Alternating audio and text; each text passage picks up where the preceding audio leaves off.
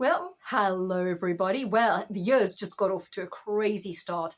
I think it's a lot to do with the Mars retrograde opposite Pluto, but it's the air of Jupiter moving into Aquarius and all the planets getting ready to move signs and mix up the energies.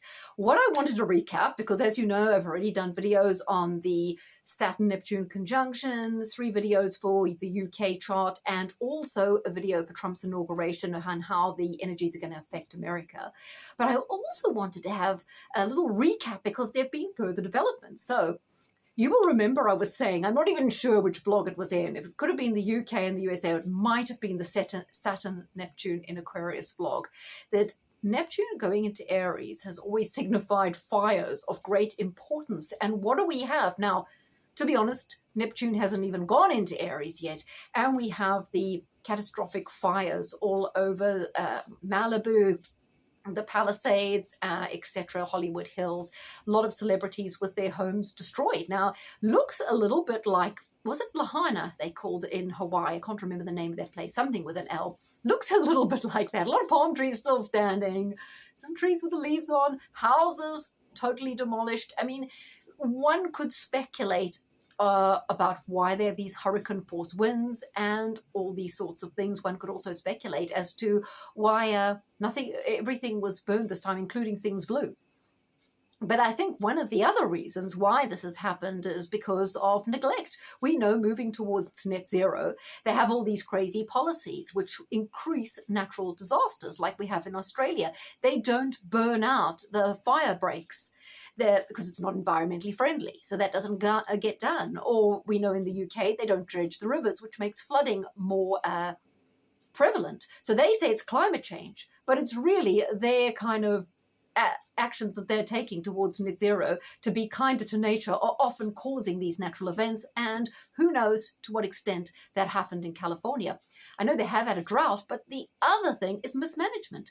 Too much politics in terms of the fire department, the management of government. Everything is about optics, politics, diversity, DEI, ESG, and in the end, there's so much focus on that, the job doesn't get done. There were no waters in the hydrants, various things like that. It's just rather unusual that this has affected the richest people, the upper echelons, the Hollywood people, who would normally support all these measures without thinking twice and who would dismiss out of hand anyone who said, hold on a minute, guys, let's put the brakes on, because a lot of these measures are actually going to make things worse. And it's not so much climate change, it's the measures that are put in place to tackle the mythical climate change that are causing all this. Now, so I had mentioned fires and particularly impactful fires, and I think we'll see more and more of that going through the next 2 years, with landmark buildings and sort of famous areas that a lot of people already know and are well established in people's minds, maybe suffering these natural disasters linked to fire. Then Trump goes out there and mentions Greenland, which was something I also mentioned in the vlog that I did about America and the inauguration. I mentioned it in regards to the guy from Estee Lauder, Ronald Lauder, one of the most influential men in the world, who was plumping for this particular course of action a few years ago. Now, there's a couple of things at stake. Greenland has lots of all those sorts of rare earth minerals that you are going to need to make the batteries for Tesla motor vehicles. So there is an angle there in terms of getting access to all those mineral resources just at a time when they want this whole electric car, electric truck, electric everything revolution to take off. But there's another thing here, and that is in prophecy. Greenland, Canada, Cuba as well. So let's watch what's going to happen in Cuba. And the Panama Canal are all mentioned as America's hedges, right? Obviously, it's prophecy. So they have really convoluted ways of expressing their ideas because America wasn't even a thing when this was written. But, they have their ways of depicting this. And like I say, prophecy is somewhat of a plan rather than a prophecy. So someone could be in Donald Trump's ear about, prophecy, this prophecy about America's hedges and needing to have access to Canada, Greenland, Panama Canal, and Cuba in order to protect America. Now, it was long talked about in the Trumpet magazine, which is very kind of, what is it? It's like a Protestant magazine that talks a lot about prophecy, that the Panama Canal was crucial and it was owned by China. So you can see that taking the Panama Canal back is pushback against China.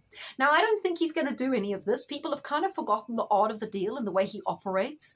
The way he kind of got things done during his first term was putting things out on Twitter for the shock value. So it's just kind of, when you try to sell your house, you put it really, really, really high, knowing that you're going to sort of come back. So he does that same strategy. It's not really new, but it was something he was doing before. He goes out on Twitter or he makes these statements. People take it at face value and they react to it. And therefore, he kind of gets halfway where he wants to go simply by putting that out there. He already gets people into a mindset. He creates a hoopla. He creates a certain amount of panic, and then it's easier for him to go in and get what he wants, because whatever he does want wasn't as dramatic as what he was kind of putting out there on Twitter. So some of this could be a dead cat story and a distraction. Some of it could just be a softening up, like tenderizing the meat kind of process, in order to get the Canadians in the mindset for a better trade deal, put Mexico in a certain mindset.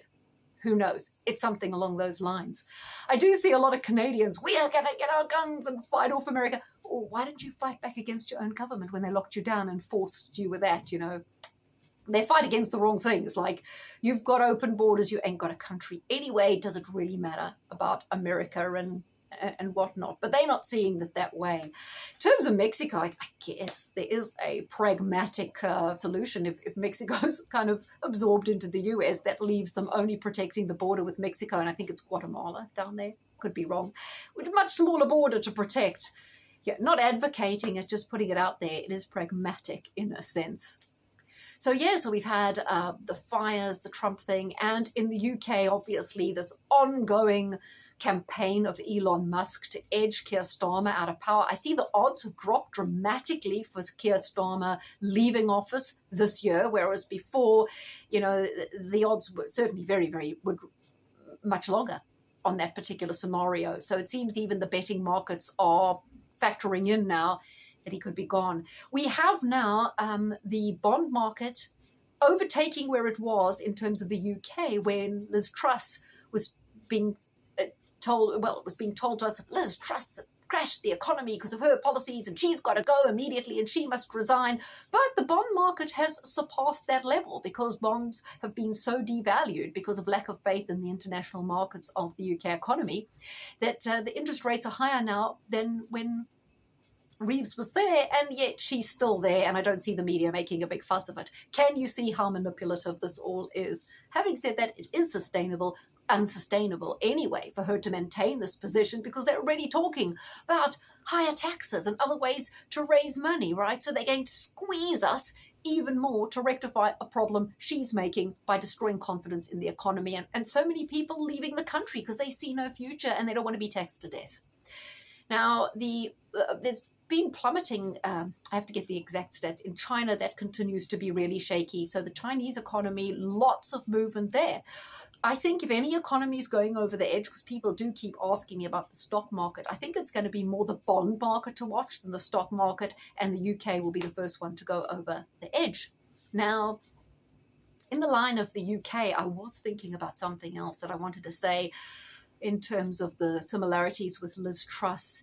Yeah, so, there's enormous pressure on Starmer. He's incredibly unpopular. He was already extremely unpopular, but he keeps doubling down, and it's really coming to the public's attention. And Musk is, I don't know for what reason he is doing it, but I think he will sustain the pressure, and he'll eventually, get Starmer out. I was this month, because I said it could be as early as this month, didn't I, in my prediction?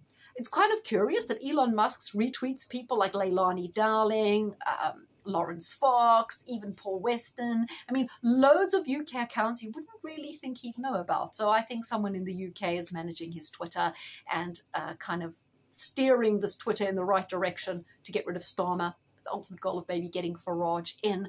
Did one come back to interest rates in the bond market? I can't remember what the hell I was going to say about that. But yeah, it's fast moving, and I think it'll continue to pick up pace as we go through, especially after the 20th when Donald Trump's in, and he can also exert some pressure on Starmer as he did with Trudeau. So, I'm sure we'll all be happy to see the back of them, even if the next person is also going to be some sort of World Economic Forum puppet.